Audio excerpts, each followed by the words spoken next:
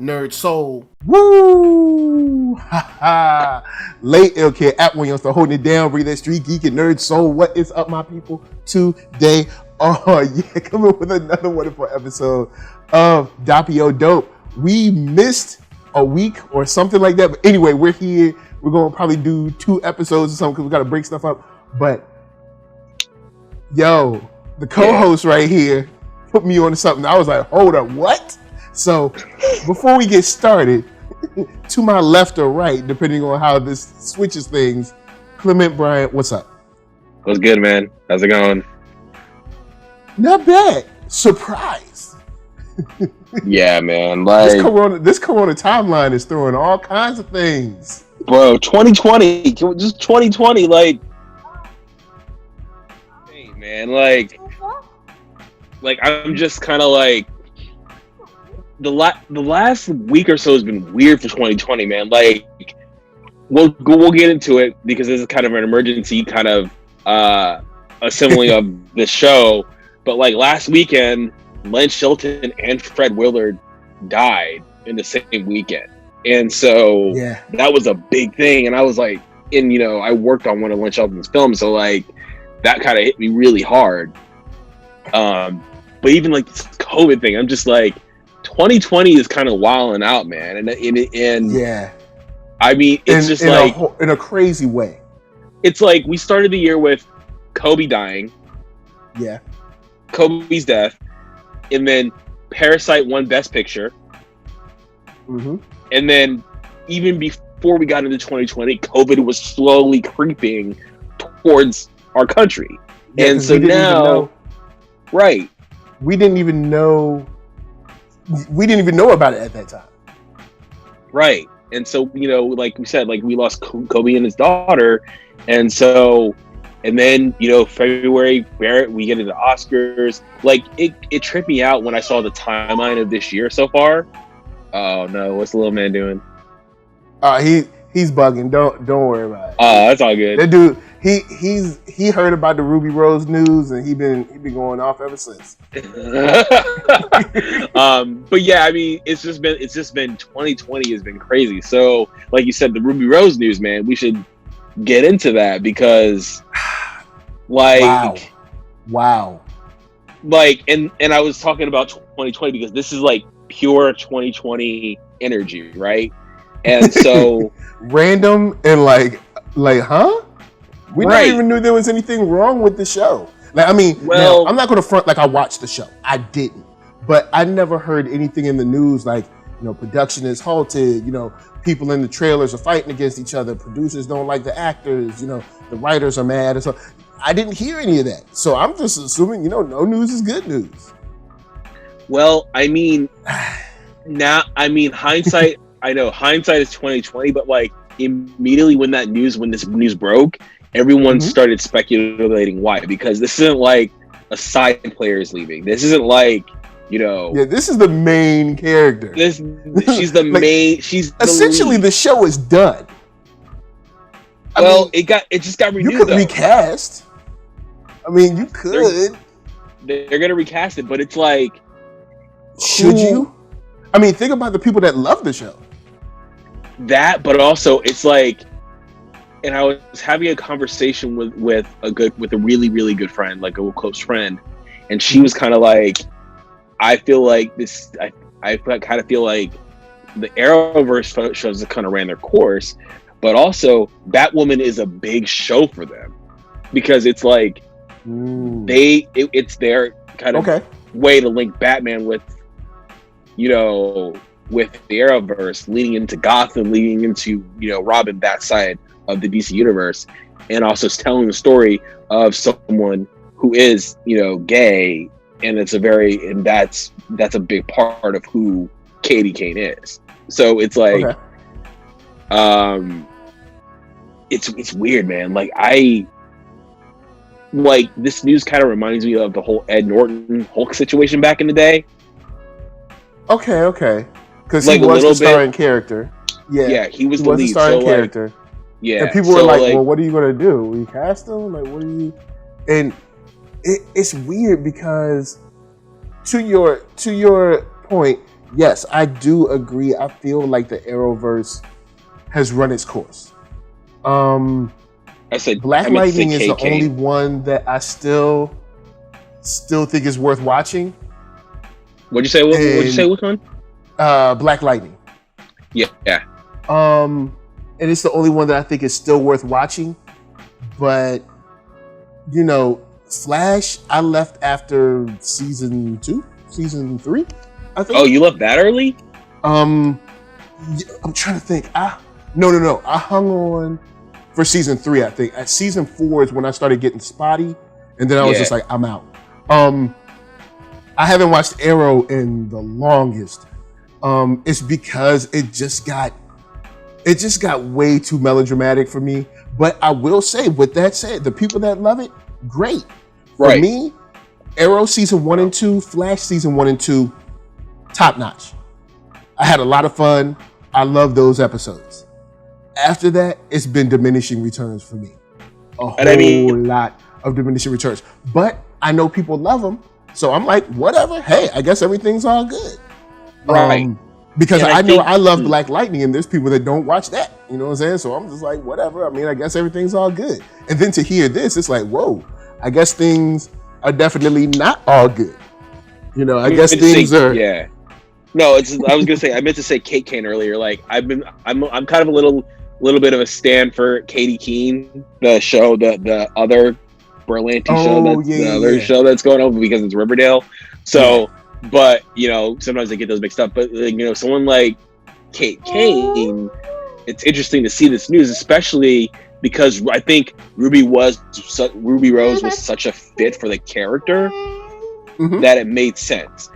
But I think there's a lot of things in hindsight that kind of told you that all was not honky dory behind the scenes. The promotional lead up last summer, she was barely seen in the promotional lead up, doing interviews. She dropped out of a con. There was a Paley Fest preview screening that the Batwoman cast was supposed to go to, and at the last second they canceled it, and I went to that. I had press credentials to go to that, and I went specifically to cover Batwoman.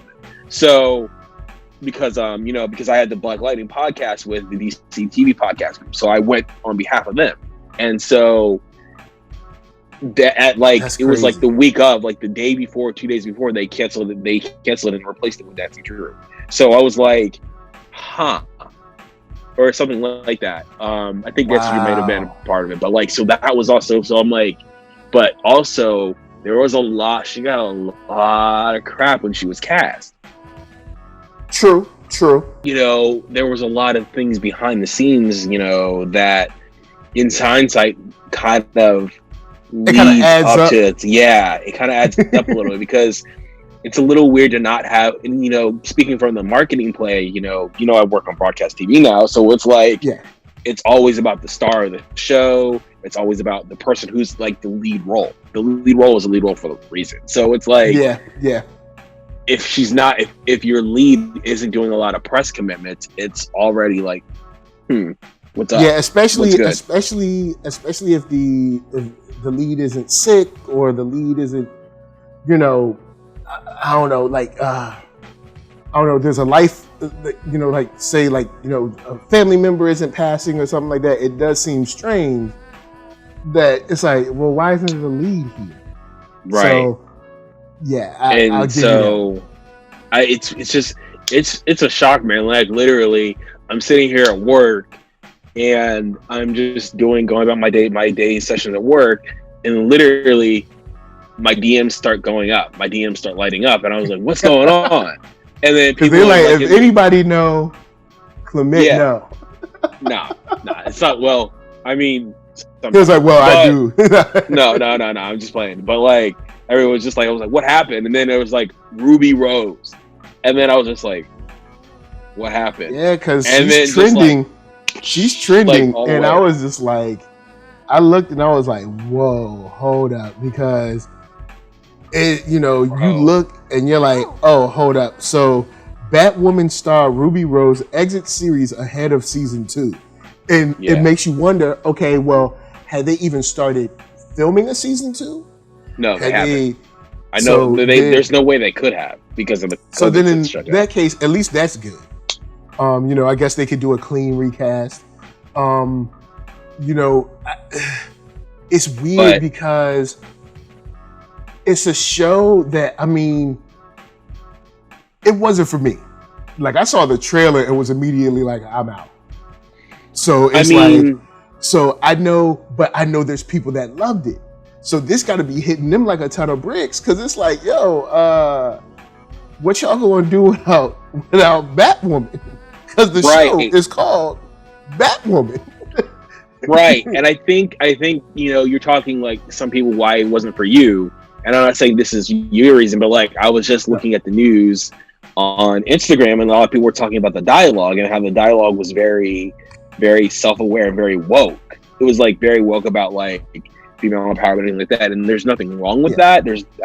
Don't get it twisted. I'm all for that. There's nothing wrong with that, but I think that was what some people might have been turned off about, because I see that every day in my job. That people are turned off with certain things. In the trailer, I'll say what turned me off. In the trailer, it looked, and this is something that's been going on with CW as a whole, which makes me wonder how, Black Lightning hasn't.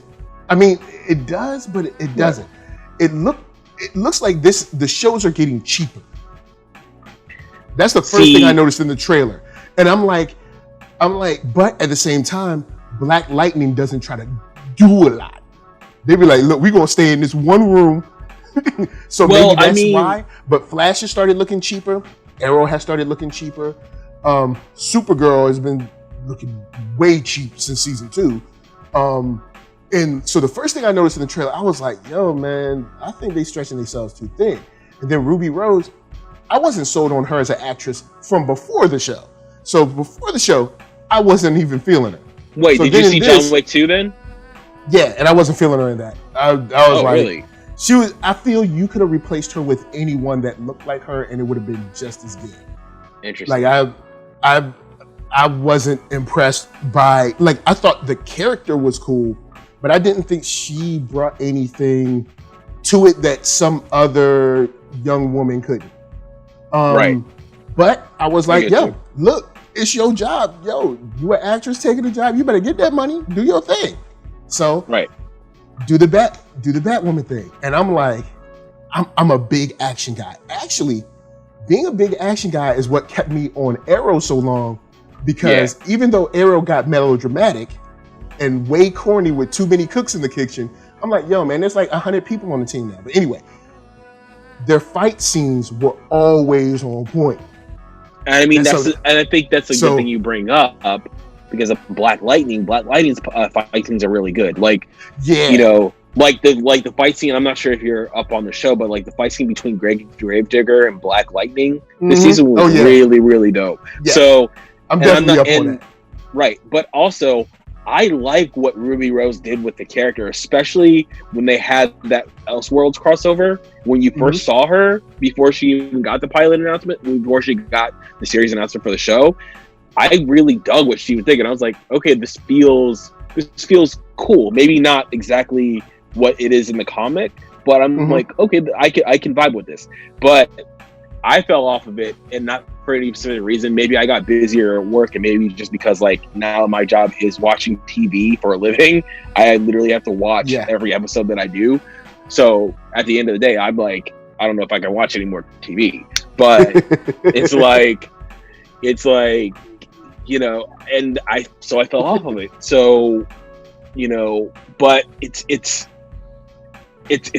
really a shame, because I really like Ruby Rose. I like her as an actress, and so like it kind of bummed me out to see her give up this role, especially something that is a role that while we might not like it, and it seemed like people liked it. So so that's why I got season 2. But like as far as shows getting cheap, like TV budgets aren't what they used to be. TV budgets are they're hard, and especially it depends on where you film, and it's expensive. It's expensive to film. Like a lot of people wonder why their shows get canceled, and like for some of the shows, it's like it depends on where you film. Like some shows that I know about, they film in New York, and it's crazy expensive to film on location. Yeah. Super. So that's why they usually put, film Toronto for New York or Detroit for New York or Atlanta for New York or whatever. Yeah. And it's like, also I wanted to touch on this. People, if you don't like Batwoman, you could have just done what I did. I was just like, nah, looks whack to me. And that's it. I didn't spend any more energy on it. Right. That was it. I didn't spend time trying to tweet people, trying to take folks down. I was just like, nah, look whack to me, and I'm out. Like, and back on the fight scene. Ruby Rose is a certain stature.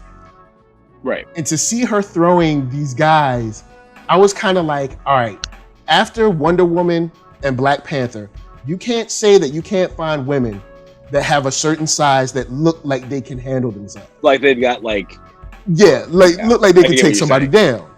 And I was like, yo, I'm sorry, you're going to have a hard time trying to tell me old girl is just flinging dudes around. But I was just but that was for me. But I didn't harp on it. I was just like, this is whack, I'm out. I didn't harp on it. I never covered it. I never said, the only reason I'm talking about it is because we're talking about it now. But you can look back on my videos. I don't spend no time on Batwoman. I move on to things that I like. But I'm surprised that this happened because I'm like, I thought people liked the show. And I thought everything was going well. I did too. And I'll say, like, you're not wrong in your criticism, but I'm also kind of like,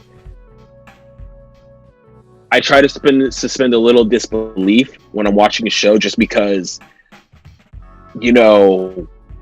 maybe there was a certain reason why they went after Ruby Rose. Maybe there's a certain reason why they didn't get someone who was like less of a name. We don't know.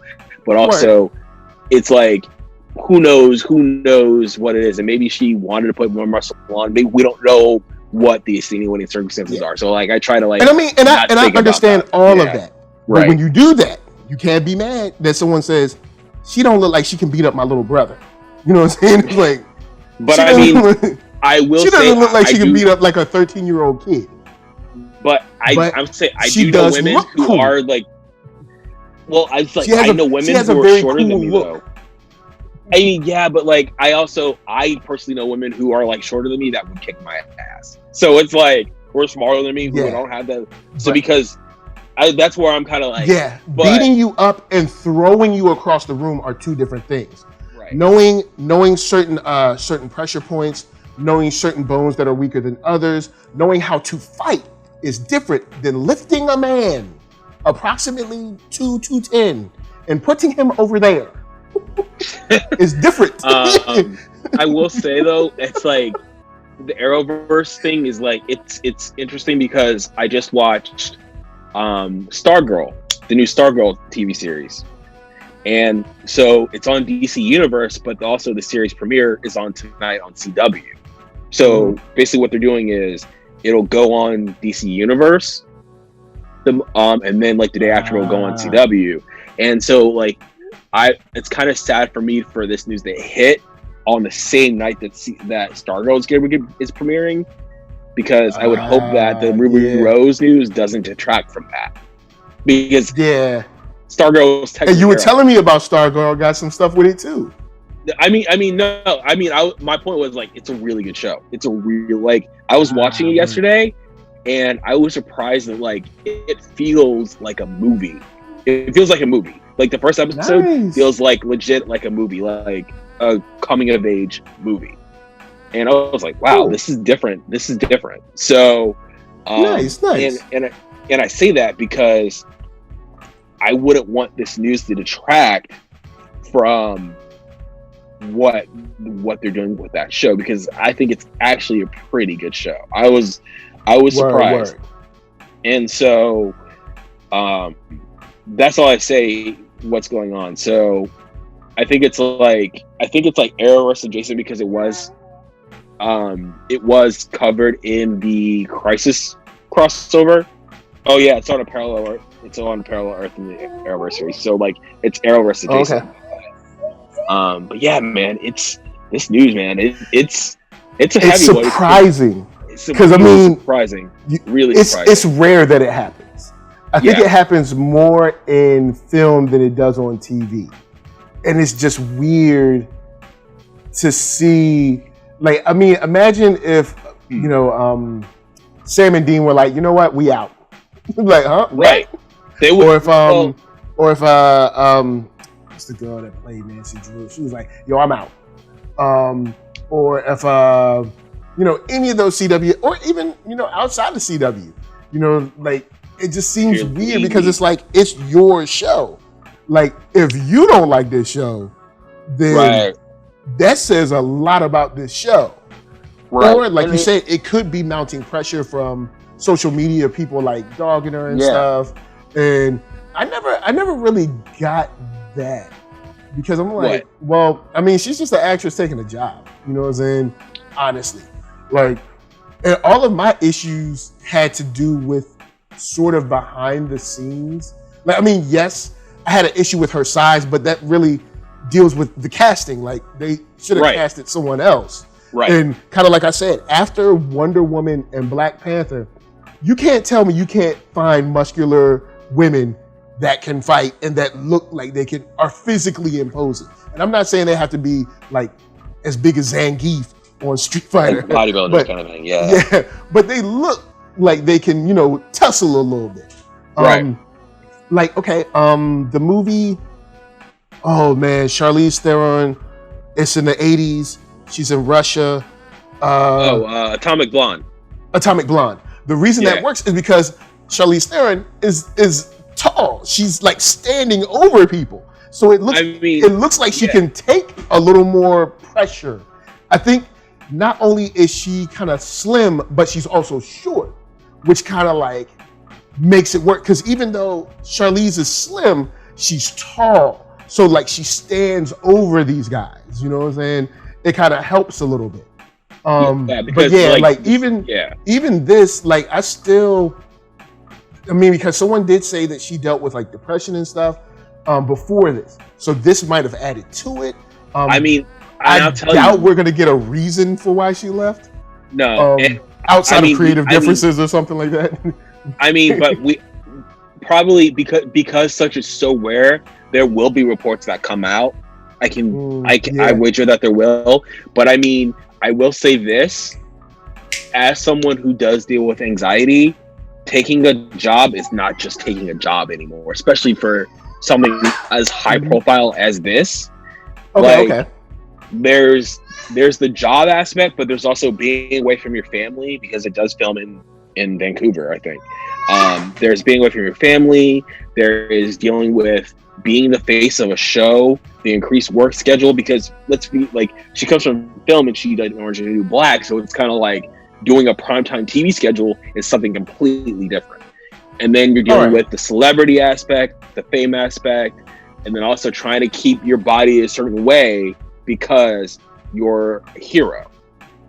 So it's so there's a lot of things. It's not just like you're taking a job and then you're actress and you're sitting pretty for the rest of your life. You know what I mean? And like, I'm sure you know that, but like, there's people that I see this in my marketing and a lot of things that I do. It's like people forget that there's a layer of being human when you're taking on a job. So now, and I think that could be something here. And I will say this. Injuries. Yeah. The injuries I'm down with. Don't get me wrong. If you get injured, you got to take your time. But one would say, as of any job, you know what this job comes with. Like, and not to say that I don't have any sympathy for it. Right. Anyone would be. There's enough history of Hollywood for you to know you're going to be on set. You're going to be away from your family. People are going to like it or they're going to hate it. You know what I'm saying? So, you know, it's similar with sports. People might be like, oh, people make fun of me. It's like, dude, you know good well people gonna make fun of you in sports. So I get you, but then you also kind of know this is the game. You know, like especially if you're in, say, sports or any type of acting or singing. You're gonna get the great, you're gonna get the bad, but you trade that off for the access to excess and the money and all that stuff. You know, you can't. You know, it's come on, man. You know what I'm saying? It's like I get it, but it's like it's not like we never knew. Right, and I will say, like, I have a little bit more sympathy for her because, and I'm not saying that you don't, but it's like, because that switch from going to like film and streaming and going to primetime, it's a switch, man. It's a switch because you have to like just purely speaking on, you know, my experiences. Like, I love what I do, I love my job, but like when you're coming from film, there's a difference in how, you know, streaming or film operates different from primetime television. And it's because they're shooting a lot during the day. There's a lot going on because the TV schedule is kind of, there's like, you might have on a TV schedule, like you might have 1 or 2 weeks, even 3 weeks where you don't have any new episodes, and that's built in for you to, you know, catch up on episodes, post-production, whatever you have it be. But filming it, it's like nonstop.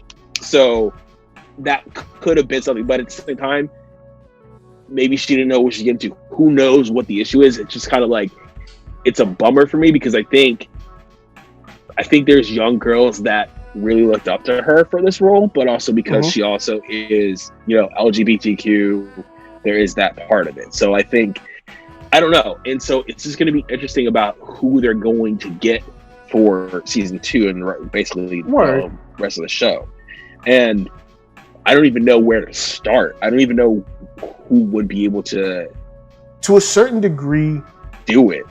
I'd say you should just scrap this show, but I know they need this show. They're not going to, as a property to drive their other properties. But, you know, I don't know. It's because I see, like, for instance, I just watched Crisis on Infinite Earths like a week or 2 ago. I was not interested in watching it whatsoever. But I know there's brand new people that were loving it and, you know, loving it and all excited about it.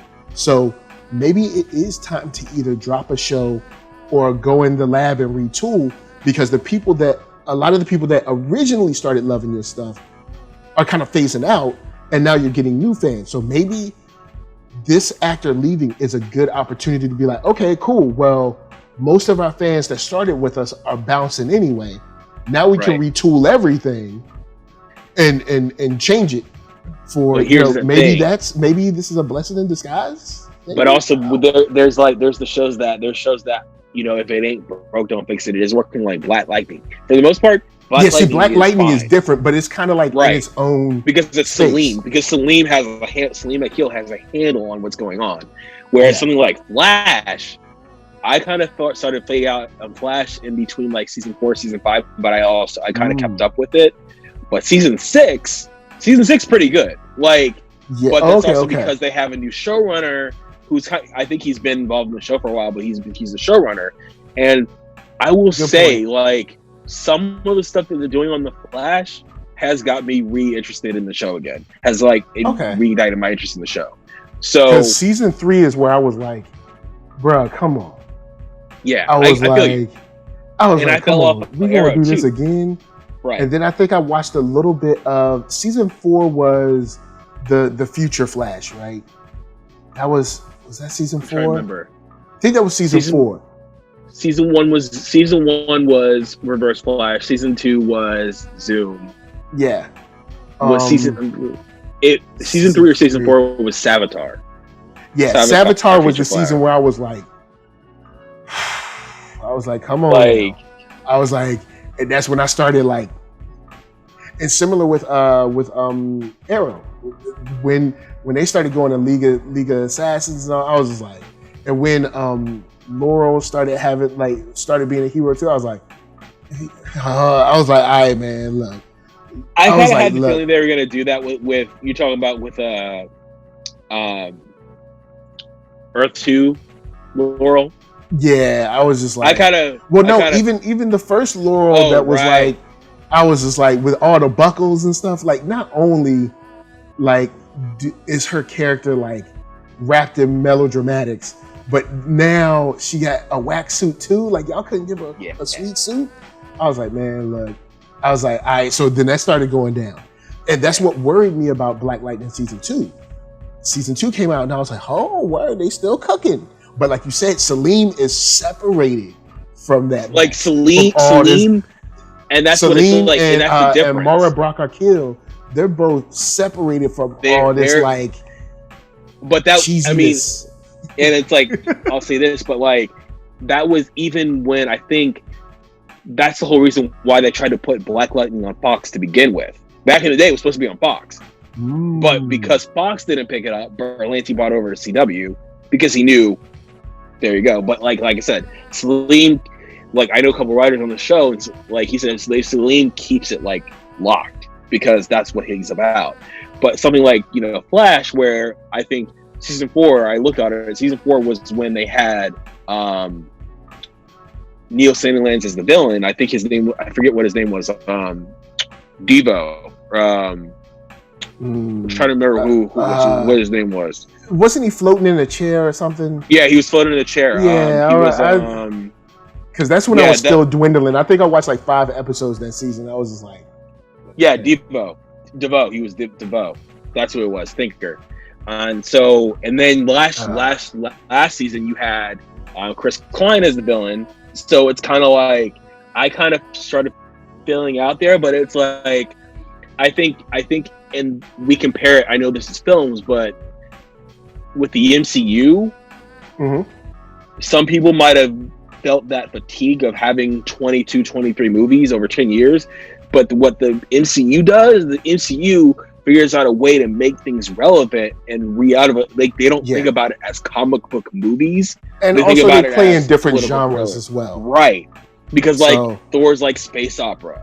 And they took that with Ragnarok. Yeah, and then you got situations where people just walk up in Star Labs. This is look, I ain't gonna go there because I know people love CW, and I'm still gonna keep my first 2 seasons.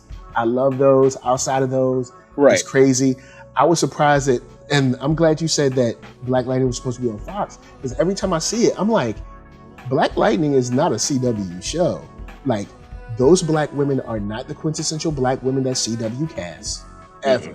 And this is probably the blackest show CW has ever had. And I know people are going to try to call up WB or something. It wasn't called CW. All American. So we're not going to call that. But All American and All American and Black Lightning are the black shows. That's it. Everything and I will say, everything else, you're like, how is this on this channel? It doesn't even. I will say though, like I will say the one Arrowverse show that I have been keeping up with is as Legends of Tomorrow. Oh, like don't get me started. What, you don't like Legends? Oh, bruh, we gotta talk. Legends is silly to the point where it's like, Legends gets silly to the point where you understand why it's silly, and then it goes back around to silly where you're like, I can't watch this anymore. But that's why I like it. That's why I like it. It's just like I swear to this day, one of my favorite episodes they did was an episode called Helen Hunt, where they're literally, Helen Hunt is an actress, but they're chasing Helen of Troy, and I was just like, this is so bonkers, and it's so crazy that I love it. Right? So yes, like, and I understand why people like it, because it does get silly into like the funny. It's kind of like, hey, we're not taking ourselves seriously. We're just having fun, wearing costumes and being stupid. But I'm just like, yo, man, I got an hour in my day, and I've got other stuff I'd rather watch.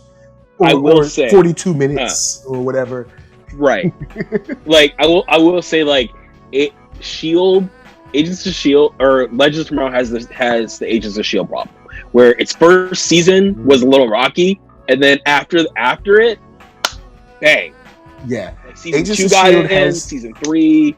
And now Agents of Shield did turn me around, because I watched the first season and I was like, this sucks about. And my boy was like, look, it's on Netflix, give it another shot, watch season 2. And I was like, okay. Yeah. It has gotten better.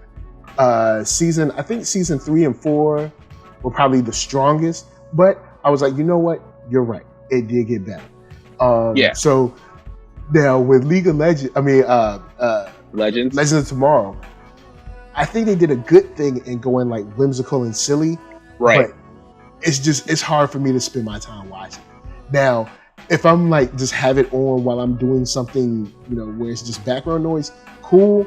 But for me to like follow it, I'm like, I can't follow this, man. y'all are like fighting a teddy bear. Then when I watched the Crisis, that's why I love it. They brought it back, and I was just like, dude, come on, man. I got real things to do. Off the wall. It's kind of like I know you got to go in a minute, but like Legends is my kind of show that's like akin to Guardians of the Galaxy. It's like the Guardians of the Galaxy of the Arrowverse to me, where it's just like it's so off tone. I kind of see where you're going. Weird, which is why I was like, this is pretty dope, and it's like. Especially, and I came in for the whole fact of Victor Garber in season 1. So after they killed him off, and the Hawk people left, I was like, okay, how's it gonna go? And then season 2 comes back, and it's snipping and it's guided. I'm like, all right. So, but I'll say, man, like just to cap off, man, this whole Ruby Rose stuff it's a very interesting thing to see. I do want to see where it goes. Show it's going to be interesting to see how they salvage is the wrong word. This is going to be interesting to see like how they're going to move forward. Yeah, because the other actors and actresses are cool, right? I guess. As far as I know, but even like Megan, I think her name was Megan Handy. Her character plays her ex, and Katie's Catherine's ex. So it's kind of like, but they had I think at least to me they had good chemistry. So it's going to be interesting to see how that changes the direction of the show and what the chemistry is between those shows and who's like going to interact. Because also she works closely with Luke Fox, and so it's going to be very interesting and fascinating to see how Berlanti and Catherine Dries kind of move forward from here, because that's your linchpin. She's your linchpin, So it's gonna be like that's a good say point. What you it's gonna like how does this wild, man? It's wild because if this happened with Legacies, I can guarantee you that Legacies would change because you have an actress who's been in 2 of the 3 shows, so it's gonna be, man, like and see the thing is, this is after Infinite Crisis, so they can't even play it off like changing the Earth had changed her or something. Like they can't even play it off. Like this is just I will say though, so I hope she man. It's a good thing that Comic-Con's not happening right now though this year, because they would have to address that coming in the Comic-Con. Yeah. See, now they don't have to address it at all. Well, they're going to have to eventually, but they're going to have to. It's going to take them. But I mean, they don't have to. Yeah, they don't have to like look in fans' faces, and they can just be like, whatever, it happened. But honestly, I hope girl all right, because this is random. It just seems random to us. I guess it's been long standing. I don't know if there's been beef with the producer or whatever, because. Who knows? It seems like there's been no news from this show. Seems like there's been no news. And so we'll see, man. And for me, of course, no news is good news. So I'm thinking everything's fine. I will say though, I really, really hope she's okay, because the mental health thing is a big part of it's a big part of it.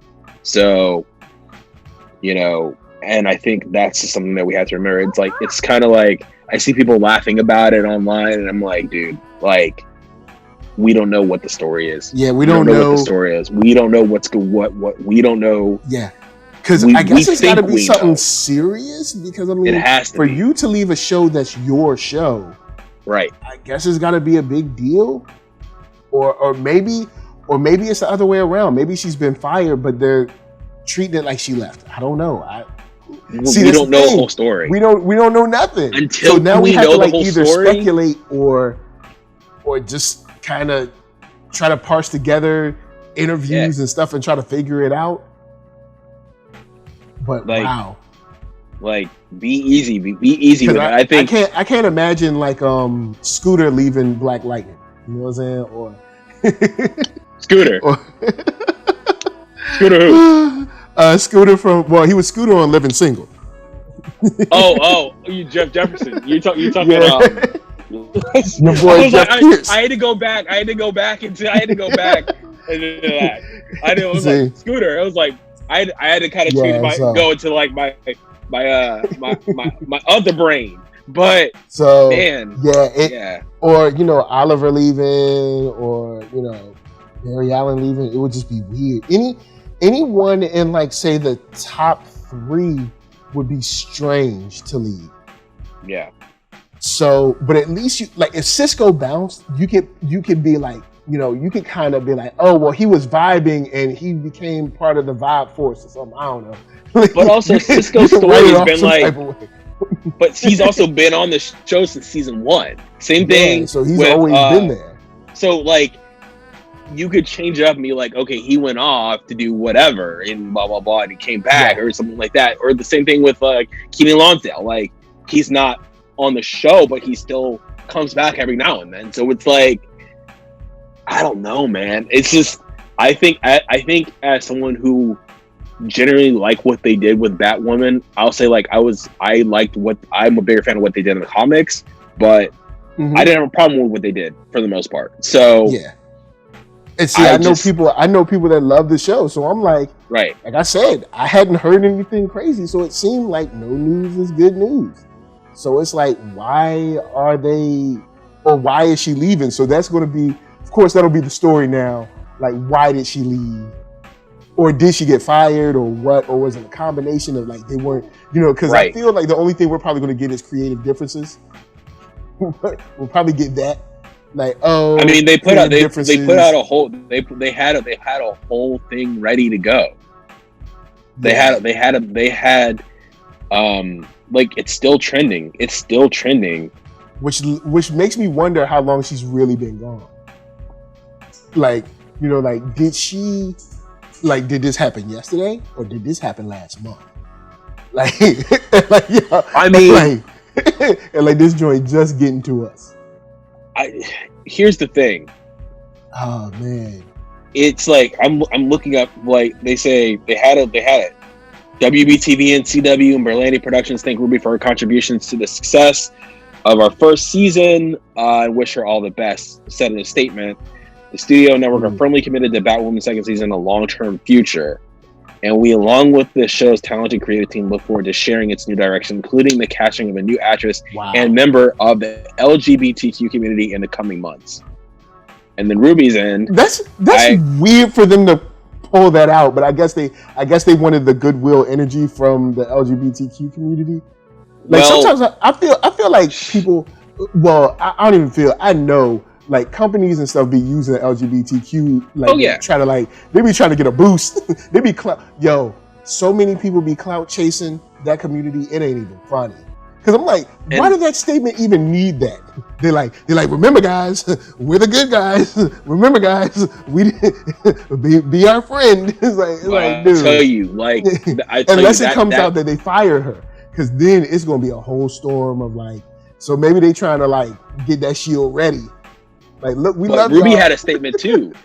I have made very difficult. I have made the very difficult decision to not return to Batwoman next season. This was not a decision I made lightly, as I have the utmost respect for the cast, crew, and everyone involved with the show in both Vancouver and LA. I am beyond appreciative to Greg Berlanti, Sarah Sector, and Caroline Dries. Sorry, not Catherine. For not only giving this incredible opportunity, but for welcoming me into the DC universe that they have so beautifully created. Thank you to Peter Roth and Mark Pedowitz and the teams at Warner Brothers and the CW who put me into the show and always believed in me. Thank you to everyone who made season 1 a success. I am truly grateful. So, guess we'll see. They were right. It sounds like amicable parting, because usually it's weird for both the studio and the actress to have a statement ready to go. It's usually like the studio or the actress. It's not usually. Sometimes it's rarely both. Sometimes it is, but rarely it's both. So it's kind of like